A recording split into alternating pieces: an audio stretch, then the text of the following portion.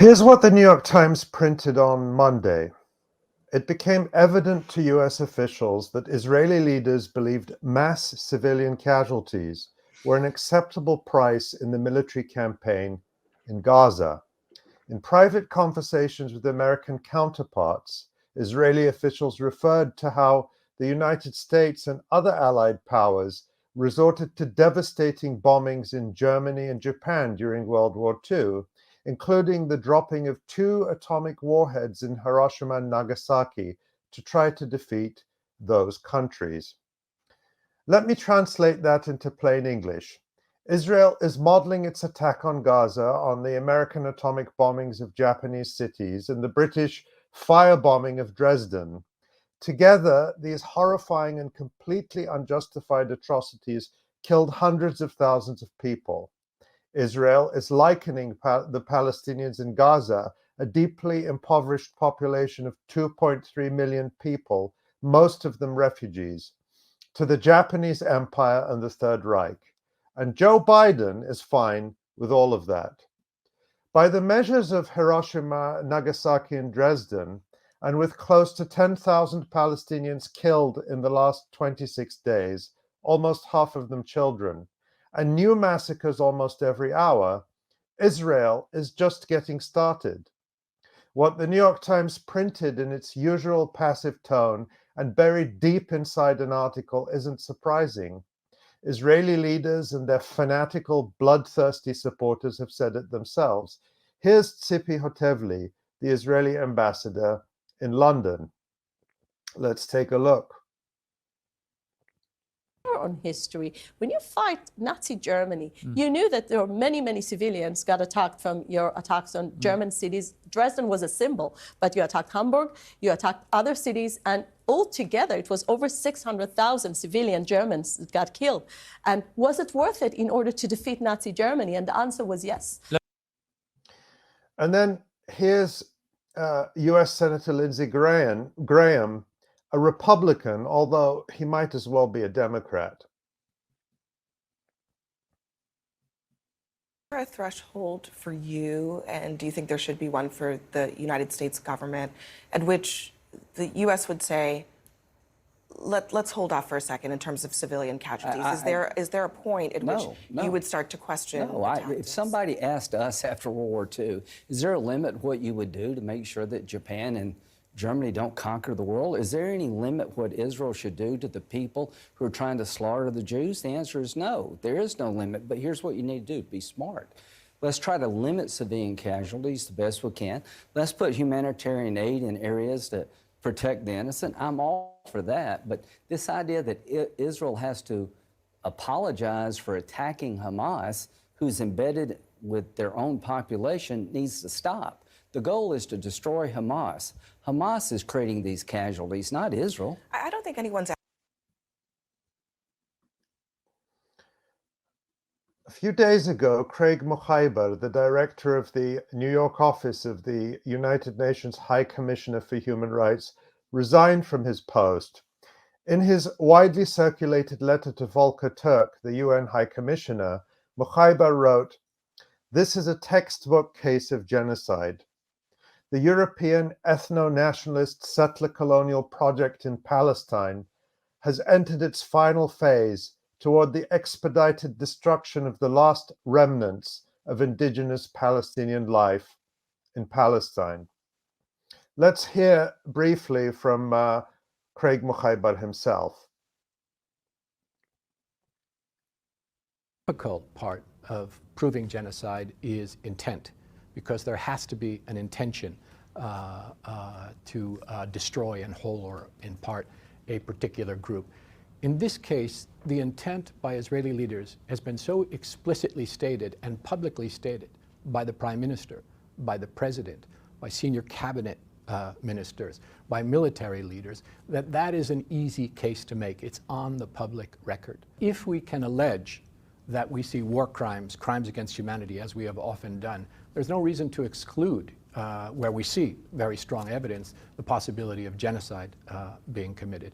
And I think you're going to be hearing that term more and more in connection with what we're witnessing in Gaza. I feel quite confident as a human rights lawyer in saying that what I see unfolding in Gaza and beyond is genocide. And now we're all also well aware of the leaked Israeli intelligence assessment that calls for Israel to, quote, evacuate the civilian population to Gaza under the cover of moving them for humanitarian reasons. In the initial stage, the Israeli plan reads, tent cities will be established in the Sinai region in Egypt. Subsequently, the creation of a humanitarian corridor to assist the civilian population of Gaza, and the construction of new cities in a resettlement area in northern Sinai. The leaked Israeli plan lays out steps for implementation that match exactly what we're seeing in reality. It starts with, I quote, a call for the evacuation of the non-combatant population from the combat zone in which Israel is attacking Hamas. In the first stage, it says, aerial operations will be carried out with a focus on the northern Gaza Strip to allow for the ground maneuver into an evacuated zone that does not require combat in a densely populated civilian area. End quote. It's very clear from the Israeli plan and from Israel's actions in reality that under the guise of targeting Hamas, Israel's real target is the expulsion of the population. Claire Daly, a member of the European Parliament from Ireland, and one of less than a handful of voices of decency in that body, said this in response to Mukhaibar's letter.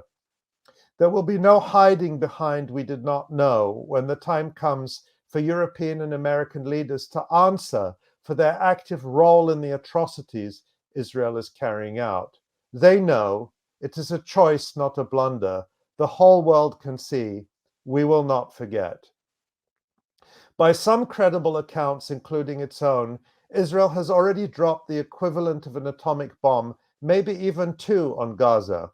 We know from the horrifying images we see every day, and satellite images confirm the scale of the destruction.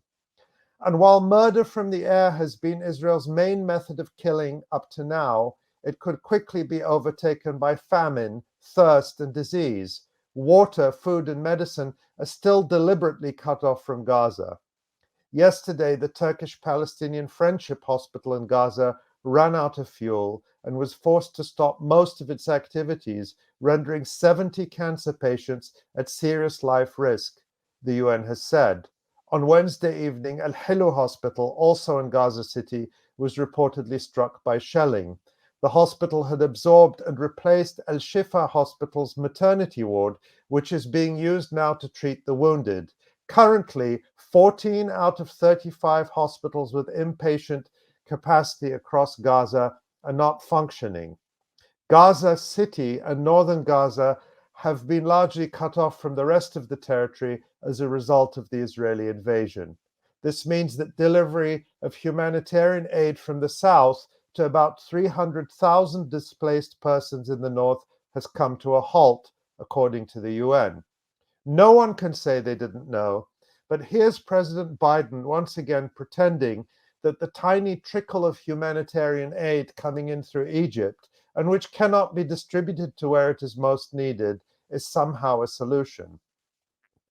Yesterday saw the largest delivery of life-saving humanitarian assistance into Gaza so far, and more trucks are being cleared to enter today, Biden claimed on Tuesday. As of Wednesday, according to the UN, a total of 227 trucks had entered Gaza since October 21st.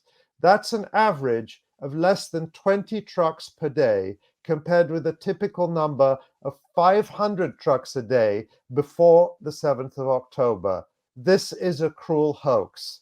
In reality, this is all part of a very cynical propaganda exercise by the United States and Israel to put a humanitarian face on their genocide. The Israeli newspaper Haaretz reported yesterday, and I quote, Israel has been emphasizing its involvement in allowing humanitarian aid to enter the Gaza Strip in recent days in an attempt to retain international support and legitimacy for its military operation against Hamas, end quote.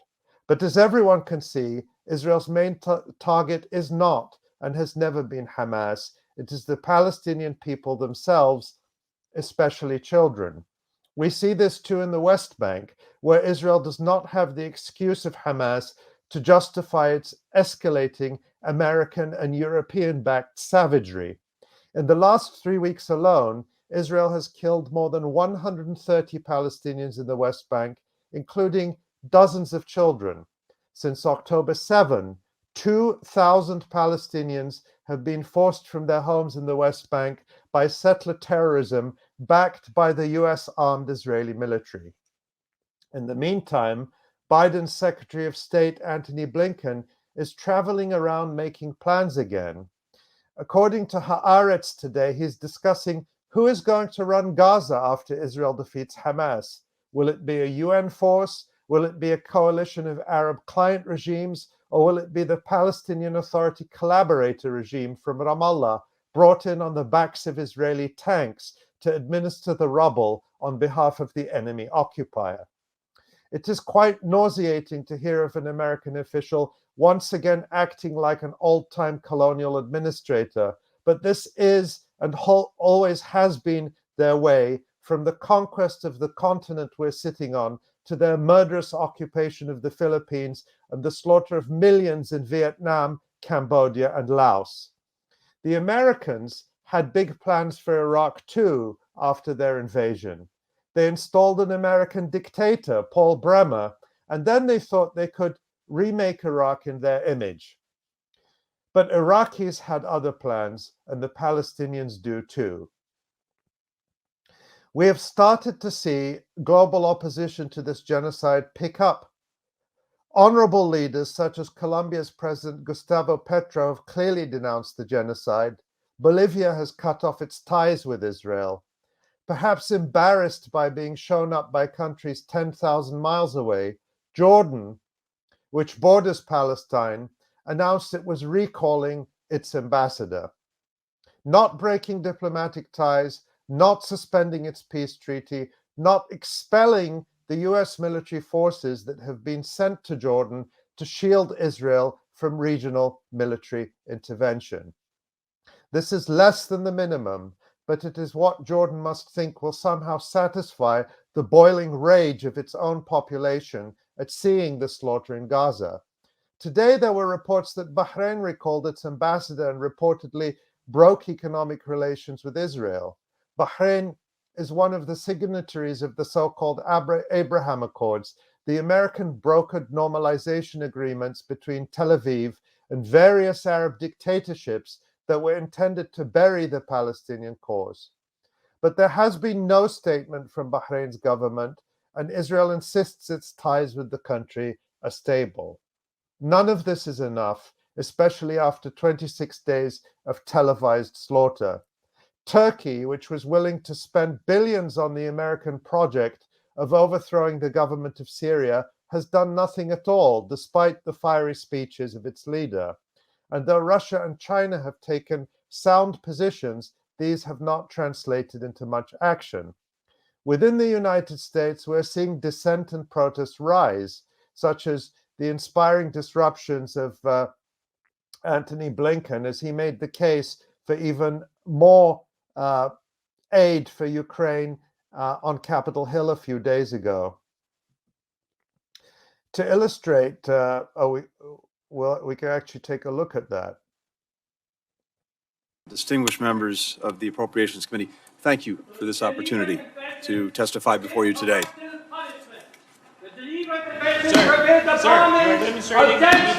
Populated areas. Stop supporting the genocide and ethnic cleansing of the people of Gaza. Cease fire now. Save the children of Gaza. Save the children of Gaza. Does it make America more secure or not? In the face of Russia's aggression against Ukraine, not in the face of an intensifying strategic competition in the Indo-Pacific and around the world. If the witness will suspend, and I ask that everyone again respect this hearing, we will suspend until the room is cleared. Is calling for a ceasefire. Shame on you all. The world is calling for a ceasefire. I think it takes real psychopathy to be able to sit there so stony-faced when people are calling for an end to the mass slaughter of children, children like Tony Blinken's, who were seen later in the day going out trick-or-treating with their father, dressed up as Volodymyr Zelensky. But to illustrate how out of touch the pro-genocide American ruling class is, consider that 2/3 of Americans support a ceasefire in Gaza, according to a Data for Progress poll published on October 20th. Remarkably, that included more than half of all Republicans and 80% of supporters of Biden's Democratic Party. What must the numbers be like today after another 12 days of Joe Biden's genocide? The only country that has put its money where its mouth is Yemen, whose Houthi government fired missiles towards Israel in solidarity with the Palestinians. That's what the Western governments would normally call humanitarian intervention. All of this is profoundly distressing, but we must remember this. Israeli and American plans for the region and for Palestine fail much more often than they succeed.